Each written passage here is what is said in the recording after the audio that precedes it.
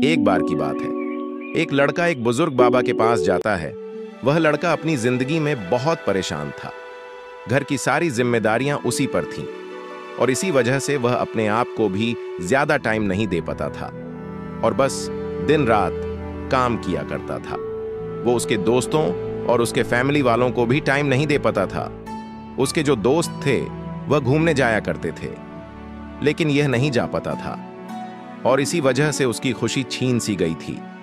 उसे भी नहीं पता था कि वह लास्ट टाइम कब दिल से खुश हुआ था, क्योंकि वह काम में बहुत उलझ सा गया था और उसकी मेंटल हेल्थ भी खराब हो रही थी।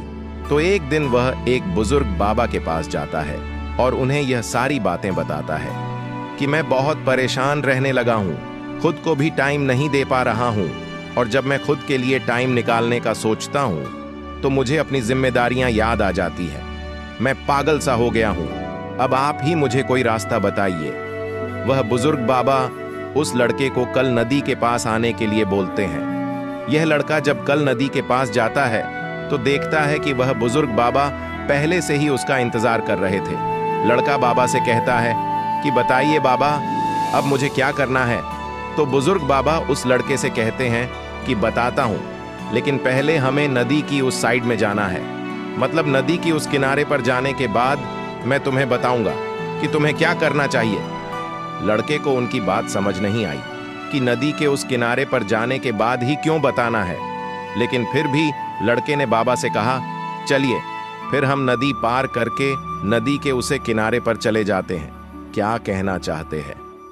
बाबा ने उसकी तरफ देखा और मुस्कुराते हुए कहा कि यही चीज मैं तुम्हें समझाना चाहता हूं कि तुम भी अपनी जिंदगी में यही सोच रहे हो कि जब मेरी सारी जिम्मेदारियां खत्म हो जाएंगी तब मैं अपनी जिंदगी में एंजॉय करूंगा, तब अपने आप को टाइम दूंगा, तब मैं मजे करूंगा। तो ऐसा कभी नहीं हो सकता है, क्योंकि जिम्मेदारियां कभी भी खत्म ही नहीं हो सकती हैं। अब वह लड़का क्लियर तरीके से समझ गया था कि चाहे अमीर आदमी हो या गरीब, सबके ऊपर कुछ ना कुछ जिम्मेदारियां हैं और वह उन्हीं जिम्मेदारियां में से कुछ टाइम निकालकर एंजॉय कर लेते हैं और इसे ही जिंदगी कहते हैं। दोस्तों, इस कहानी से हम यह सीख मिलती है कि जिंदगी बहुत छोटी है और टाइम बहुत फास्ट। तो अपनी जिंदगी के हर मोमेंट को एंजॉय करो, नहीं तो टाइम निकल जाएगा।